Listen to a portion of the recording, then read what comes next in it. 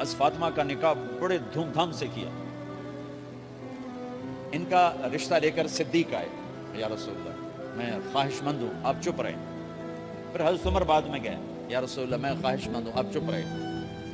تو عبد الرحمن بن عوف رضی اللہ تعالیٰ نے حضرت علی سے کہا, علی تو جا, تجھے دے دیں گے. کہنے کہ میں تو بہت غریب ہوں, مجھے کہاں دیں گے. حضرت علی کا ذاتی گھر بھی نہیں تھا, کسی سے ایک کوٹھا مانگ کے اس میں رہ رہے تھے مدینہ. کہا نہیں تو جا جا. تو یہ مسجد میں پہنچے, اللہ کے نبی کو دیکھا تو ایسا روب طاری ہوا کہ بولے ہی کچھ نہیں. اللہ کے نبی کو تو پتا ہے کہ کیا ہے اور کس لیے ہے. تو آپ نے کہا علی کیسے آئے؟ چپ. کہا لگتا ہے فاطمہ کے رشتے کے لیے آئے ہو. جی ہاں. تو آپ نے کہا انشاءاللہ. اتنا کہا انشاءاللہ, چپ ہو. تو حضرت علی چپ کر کے اٹھ کے باہر آ گئے. صحابہ باہر کھڑے ہوئے تھے. تو کہنے لگے, یار دیکھا نا, میں تمہیں پہلے ہی کہتا تھا مجھے نہ بھیجو. انکار ہو گیا, بولے ہی کچھ نہیں. تو حضرت عبد الرحمن بن عوف کہنے لگے, جنہوں نے بھیجا تھا کچھ تو کہا ہوگا. کہ بس انشاءاللہ کہا. کہا تو اللہ کے بندے ہاں ہو گئی. نبی کی انشاءاللہ ہاں ہوتی ہے, یہ ہاں کیوں نہیں کی؟ سبحان اللہ, اللہ اکبر, یہ ہاں کیوں نہیں کی؟ گھر گئے, فاطمہ علی کا رشتہ آیا ہے کر دوں, اس لیے ہاں نہیں کی. ہم تو بیٹیوں سے پوچھتے نہیں, ایب سمجھتے ہیں بیٹیوں سے پوچھنا. کہ میں گاں نو بن چھڑیا کلے نال, ایویں اسی دیاں نو بن چھڑنے کلے نال. مجھے ایک اپنی مطلب برادری لیول کے ایک خاتون کا فون آیا کہ مولانا پڑھایا مجھے لاہور میں اچھے کالجوں میں, اور میری منگنی کرتے وقت مجھ سے پوچھا ہی نہیں, اور ایک شرابی سے منگنی کر کے مجھے اطلاع دی, تیری منگنی کر چھڑی ہے, فلانی تاریخ نو تیرا نکاح بھی ہونا ہے. مجھے آج تک گلہ ہے, پوچھ لیتے. اگر نہیں پوچھا تھا چلو میں ساڑھے پنجاب کوئی نہیں پوچھ دے, گاں موج دی طرح ٹور چھڑ دیں, تو چلو اتنا تو ویکھ لیندے بھی کم از کم شراب تو نہ پیندا ہویا. ایک شرابی نال میرا نکاح کر چھڑ, ساری زندگی اڈیاں رگڑ رگڑ میری گزر گئی. علی جیسا رشتہ آیا ہو تو اوپر سے حکم بھی آ چکا ہو کہ علی کو ہی دینا ہے, تو پھر آپ فاطمہ سے پوچھیں, فاطمہ تیرا رشتہ آیا ہے علی کا, کر دوں؟ حضرت فاطمہ نے ہاں کی تو پھر مسجد تشریف لائے. یہ آپ کو معاشرت سکھائی جا رہی کہ بیٹیوں سے بھی پوچھو, زندگی انہوں نے گزارنی ہے, تم نے تو نہیں گزارنی. بس میری غیرت دا سوال ہے, میں اتنا ہی کرنا, نہیں تو بیٹھی رہے. میری اپنی فیملی میں اتنی عورتیں بوڑھی ہو کے قبروں میں چلی گئیں, بس اتنا ہی کرنا, نہیں کرنا تو بیٹھی رہے. وہ بیٹھی رہ گئیں. یہ ظلم و ستم ہے جو تمہاری عدالت میں بھی نہیں آتا, کوئی کیس بھی نہیں ہوتا, لیکن اللہ کی عدالت میں کیس درج ہو چکا ہے کہ میرے نبی نے علی جیسے داماد کے لیے بھی پہلے پوچھا, حالانکہ اوپر سے اشارہ ہو چکا ہے. ابھی بتاتا ہوں. فاطمہ بیٹی علی کا رشتہ ہے, کر دوں؟ انہوں نے کہا کر دیں. پھر کہا بلاؤ. پھر علی آئے, علی جمع کرو لوگوں کو. مسجد ساری بھر گئی. کہا ممبر پر تشریف فرما ہو. حضرت علی کو ایسے سامنے بٹھایا, لوگوں مجھے جبریل اللہ کی طرف سے پیغام دینے آئے ہیں کہ میں اپنی بیٹی فاطمہ کا نکاح علی کے ساتھ کر دوں. آسمان سے وحی بھی آئی ہو اور پھر بھی پوچھا جائے, یہ میرے نبی کی معاشرت ہے. ہم تو پوچھنا عیب سمجھتے ہیں, اسے ذلت سمجھتے ہیں.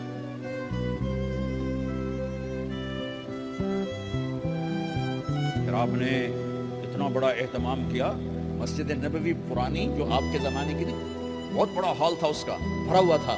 آپ نے سب کو شہد کا شربت پلایا, خود نکاح پڑھایا, نکاح کا خطبہ پڑھ کیا. پھر کہا علی میں نے فاطمہ بنت محمد کو 400 درم مہر کے عوض تمہارے نکاح میں دیا, تو نے قبول کیا؟ انہوں نے کہا جی میں نے قبول کیا, اور سجدے میں چلے گئے اور زور سے دعا مانگی, رب اوزعنی ان اشکر نعمتک التي انعمت علی وعلی والدی وان اعمل صالحا ترضاه واصلح لي في ذريتي انی تبت الیک واننی من المسلمین. میرے نبی نے کہا آمین, زور سے کہا آمین.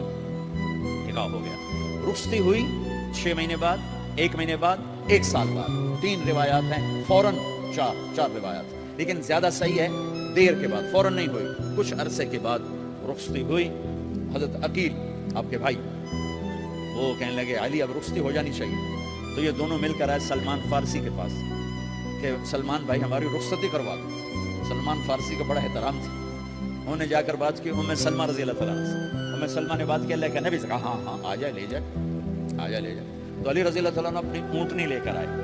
تو حضرت علی کا گھر وہ کرائے پر گھر تھا ایک کونے پر, تو وہاں اسما بنت امیس اور ایمن گئیں اور اس کے فرش کو لیول کیا، فرش میں سرخ مٹی ڈال کے اس کو لیول کیا اور دیواروں کی پوچھا پاچی کی اور وہاں کھوٹیاں لگائیں کپڑے ٹانگنے کے لیے۔ آپ نے حضرت عائشہ اور حضرت حبیبہ، حضرت سلمہ سے فرمایا تمہیں پتہ ہے نا مجھے فاطمہ سے کتنا پیار ہے، اسے دلہن بناؤ۔ دلہن بنانا بھی سنت ہے، دلہن بناؤ، اسے دلہن بناؤ، تو آپ کو دلہن بنایا گیا۔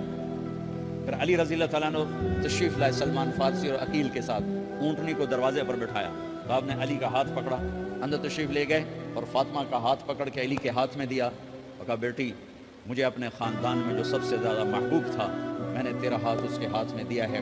پھر کہا علی تجھے نبی کی بیٹی مبارک، نبی کی بیٹی مبارک۔ پھر آپ نے صرف پیالے میں پانی منگوایا اور اس میں آخری 2 سورتیں پڑھ کے دم بھی کیا، تھوک بھی ڈالا، پھر اس میں سے انگلیاں ڈال کے ان کے سینے پر چھڑکا تو دونوں پی لو، دونوں کو پلایا۔ پھر باہر تک چھوڑنے آئے، حضرت علی نے آپ کو اونٹنی پہ بٹھایا، آپ نے 2 عورتوں کو ساتھ بھیجا، ایمن اور اسما بنت امیس۔ یہ چھوٹی سی بارات جا کر علی کے گھر اتری اور آپ نے حضرت علی سے فرمایا کہ میں عشاء پڑھ کے آؤں گا، میرا انتظار کرنا ہے۔ تو عشاء کی نماز کے بعد آپ تشریف لے گئے، آپ نے دوبارہ پیالے میں پانی منگوایا اور اس پر آخری 2 سورتیں پڑھ کے دم کیا، پھر ان کے سینے پر چھڑکا، یہاں بازوؤں پر چھڑکا اور کمر پر چھڑکا اور دعا دی اللہم اسد جدہما وجبہ شملہما وبارک علیہما واخرج منہما ذریۃ صالحہ۔ یہ دعا دی آپ نے اس وقت کہ میرے مالک ان کے جمع ہونے میں برکت عطا فرما اور ان کو سعادتیں عطا فرما اور ان کو نیک اولاد عطا فرما۔ یوں میرے نبی نے اپنی بیٹی کو رخصت فرمایا۔ اگلے دن آپ نے حضرت علی کو بلا کے فرمایا علی ولیمہ بھی کرنا ہے۔ کہنے کہ یا رسول اللہ میرے پاس تو کچھ نہیں۔ تو آپ نے کہا تو سعد بن ابی وقاص کہنے کہ یا رسول اللہ میرے پاس ایک چھترا کھڑا ہے، چھترا لاؤ۔ صبح کیا گیا، آپ نے اس میں چھوارے ڈلوائے، قورمہ بنوایا، قورمہ، اور اپنی طرف سے حضرت علی کو پیسے دیے کہ جاؤ چھوارے ہی شہد خرید کے لاؤ۔ تو علی رضی اللہ تعالیٰ نے 5 درم کے چھوارے خریدے اور 3 درم کا شہد خریدا اور 1 درم کا گھی خریدا، 9 درم تھے ٹوٹل۔ آپ نے کافی سارا آ گیا تو چھواروں کی گٹھلیاں نکلوا کے ان کو پسوایا، پھر شہد اور گھی میں ملایا اور ایک سویٹ ڈش تیار کی اور اس کو حضرت علی کے ولیمے میں آپ نے اپنی طرف سے پیش کیا۔ تو اس دن تازہ روٹی جو کی پکائی گئی اور دیگ پر میرے نبی خود بیٹھے کھانا کھلانے، خود بیٹھے۔ اب ایک چھترا ہے، 13-14 کلو گوشت ہے، 15 کلو، تو 50 آدمی کھا لیں گے۔ آپ نے کہا سارے مدینے کو دعوت ہے، سارے مدینے والے جتنے بھی آئے، اور میرے نبی خود دیگ سے نکال کے کھلاتے رہے۔ سارا مدینہ ولیمہ فاطمہ کا کھا گیا اور دیگ بھری پڑی تھی۔ تو ولیمے میں تکلف جائز ہے، سادگی بھی جائز ہے، سادگی بھی سنت ہے، تکلف بھی سنت ہے۔ ہاں جو ہماری خرافات ہیں، فضولیات ہیں، یہ تباہ کن ہیں، ان سے بچنا بڑا ضروری ہے۔ اور بھائیو کسی کی شادی ہو، اس بچے کی ہو رہی ہے، یہ افسر ہے، ایک ریڑھی والے کی ہو، کسی بھی گھر کی آبادی کا ایک ہی سبب ہے، وہ میٹھا بول ہے، وہ اچھا سلوک۔ جس کی بیٹی کو لے جا رہے ہو اسے عزت دینا، اور یہ جو جا رہی ہے یہ ان کو اپنا ماں باپ سمجھے، اپنے خامند کے ماں باپ کو اپنے ماں باپ سمجھے۔ جاتے ہی لکیریں لگانا نہ شروع کر دے، میں نے وکھرا کر دے، نوائدے کر۔ وہ اپنے گھر کا ایک فرد بن کے زندگی گزارے۔ جو لے کے جا رہے ہیں ان کے ذمہ ہے کہ اس کو بیٹی بنا کے لے جائیں۔ سسرال جو ہوتے ہیں وہ ہمیشہ عیب دیکھتے ہیں، خوبیاں انہیں نظر ہی نہیں آتی، تو کھٹ بٹ تو ہوتی رہتی ہے، کوئی ایسی بڑی بات نہیں۔ کھٹ بٹ کو صلح میں بدلو، مزید جھگڑا نہ بڑھاؤ۔ میرے نبی حضرت فاطمہ کے گھر آئے، دیکھا تو آپ اداس بیٹھی۔ آپ نے کہا فاطمہ بیٹی کیا ہوا؟ کہ میرا اور علی کا جھگڑا ہو گیا۔ اچھا، خود گئے بیٹی کے باپ ہو کر، دیکھا تو حضرت علی مسجد میں سوئے ہوئے تھے۔ آپ نے ان کو اٹھایا، کہا یا ابا تراب قم، آپ کو یہ ٹائٹل یہاں ملا، اے ابو تراب۔ فرمایا کرتے تھے کل کائنات ملتی تو اتنی خوشی نہ ہوتی جتنا اس ٹائٹل کی خوشی ہے۔ ابو تراب کہنے کا کیا مطلب تھا کہ اظہار محبت کے لیے ایسے ٹائٹل دیے جاتے تھے۔ تو ابو تراب کہہ کر یہ میسج دیا کہ میاں بیوی کی لڑائی ہوتی رہتی ہے، میں تجھ سے ویسے ہی محبت کرتا ہوں جیسے پہلے کرتا تھا، یہ میسج دیا اس نے۔ اب حضرت علی کو لائے اٹھا کر اور گھر میں تشریف لائے، نہ علی کی سنی نہ فاطمہ کی سنی۔ ہاں بھائی علی کی مسئلہ ہے، ہمیں فاطمہ کیا مسئلہ ہے؟ یہ مسئلے سن کے بھی زیادہ لڑائی ہو جاتی، صلح کروانے والے بھی آپ ہو 2-4 لیتر مار کے آ جاتے۔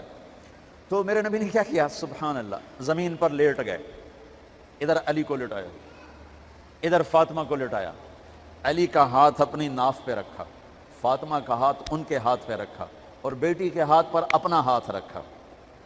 پھر فرمایا کہو ہماری صلح ہو گئی، علی کہو، فاطمہ کہو، دونوں نے کہا ہماری صلح ہو گئی۔ آپ اٹھے، خوش خوش باہر آئے، چہرہ ایسے گلاب کے پھول کی طرح۔ صحابہ نے عرض کی یا رسول اللہ آج آپ بڑے خوش نظر آ رہے ہیں۔ فرمایا علی و فاطمہ کی صلح کرا کے آ رہا ہو۔ تو کھٹ بٹ ہو جانا تو کوئی بڑی بات نہیں ہے، مطلب یہ وہ گھر ہے، میں اس گھر کی کیا تعریف کر سکتا ہوں۔ تو میں آگے کا ایک قول سنا دیتا ہوں ابن عباس کا کہ جنت میں نور کی چمک اٹھے گی، سارے جنتی کہیں گے یہ نور کیسا نور ہے بھائی جو ساری جنت کے نور پر چھا گیا؟ تو فرشتے بتائیں گے کہ او جنت الفردوس میں علی و فاطمہ بیٹھے ہیں، کسی بات پہ ہنسے ہیں، ان کے دانتوں سے جو نور نکلا ہے اس نے جنت کو روشن کر دیا۔ لیکن کھٹ پٹ یہاں بھی ہو گئی، ان سے بڑا گھر میرے نبی کا ہے، وہاں بھی کھٹ پٹ۔ ایک دفعہ آپ نے حضرت عائشہ سے کہا مجھے پتہ لگ جاتا ہے جب تم مجھ پہ ناراض ہوتی ہے، مجھے پتہ چل جاتا ہے۔ انہوں نے عرض کی یا رسول اللہ آپ کو کیسے پتہ چلتا ہے؟ کہ جب تو مجھ پہ ناراض ہوتی ہے نا تو قسم اٹھاتے ہوئے کہتی ہے ابراہیم کے رب کی قسم، اور جب مجھ پہ راضی ہوتی ہے تو پھر تو قسم اٹھاتے ہوئے کہتی ہے محمد کے رب کی قسم۔ کیسے مجھے پتہ چل جاتا ہے؟ جب تو کہتے ہیں نا ابراہیم کے رب کی قسم تو مجھے پتہ چل جاتا ہے کوئی کھٹ بٹ ہو گئی ہے۔ تو نبی کے گھر میں بھی ہو جاتی ہے، یہ مسئلہ تو ختم ہوگا۔ جنت میں ہمارے ذمہ ہے کہ ان چیزوں کو کم کریں۔ یہ ایک میرے نبی کی معاشرت ہے میرے بھائیوں، اسے سیکھو، اسے سمجھو، اسے پڑھو۔ تو بھائیوں میرا نبی ایک زندگی دے کر گیا ہے، یہ جو کہ شادی کا موقع ہے اس کو میں نے تفصیل سے بیان کیا ہے، اس کی تفصیل بیان ہی نہیں کی جاتی۔ یہ اتنی ضروری ہے جتنی نماز ضروری ہے۔ نماز تو 5 وقت پڑھیں گے، زندگی 24 گھنٹے روپ بدل رہی ہے، ہر روپ میں میرا نبی کیا چاہتا ہے اس کو سیکھو، اس کو سمجھو، کرو گے اللہ آپ کو چمکائے گا، بنائے گا۔ اپنی کمائیوں میں حلال لاؤ، حرام سے بچو۔ جج بھی بیٹھے ہیں، وکیل بھی بیٹھے ہیں، کسی ظالم کے وکیل نہ بنو۔ وَلَا تَقُلْ لِلْخَائِنِينَ خَصِيمًا۔ آپ کو ایک آیت میں جوڈیشری، جج، مقننہ اور وکلاء کا پیغام اللہ کا سنا دیتا ہوں۔ اِنَّا أَنزَلْنَا إِلَيْكَ الْكِتَابَ بِالْحَقِّ لِتَحْكُمَ بَيْنَ النَّاسِ بِمَا أَرَاكَ اللَّهُ وَلَا تَقُلْ لِلْخَائِنِينَ خَصِيمًا۔ مقننہ، قانون ساز۔ تو اِنَّا أَنزَلْنَا إِلَيْكَ الْكِتَابَ بِالْحَقِّ، قانون بنانے کا حق اللہ کو ہے، اللہ کے قانون کو اپناؤ۔ آگے جج حضرات، فَحْكُمْ لِتَحْكُمَ بَيْنَ النَّاسِ بِالْحَقِّ، ججوں کو حکم ہے کہ حق فیصلے کرنا، بک نہ جانا، دب نہ جانا، حق کے فیصلے کرنا۔ تیسرا وکلاء کو، وَلَا تَقُلْ لِلْخَائِنِينَ خَصِيمًا، ظالم بددیانت کی وکالت کے لیے کھڑے نہ ہو جانا ورنہ مارے جاؤ گے، مرے جاؤ گے۔